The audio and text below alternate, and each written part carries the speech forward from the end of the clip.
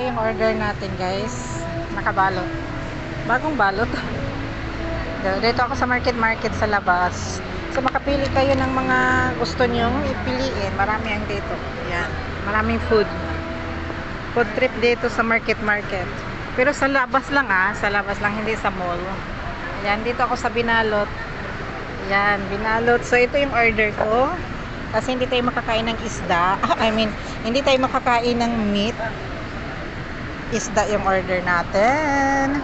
Yan, check natin, guys. Pakita ko sa inyo. Uy. Wow. Kita nyo naman, guys. Mayroon silang spoon, plastic. So ito yung ano nila. Ayan, Binalot. So check natin sa loob. Grabing init.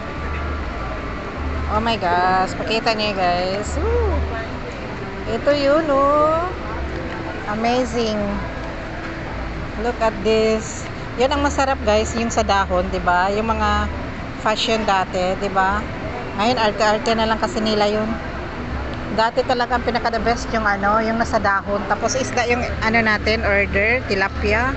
Tapos meron silang meron silang maalat, itlog maalat, tapos may kamatis.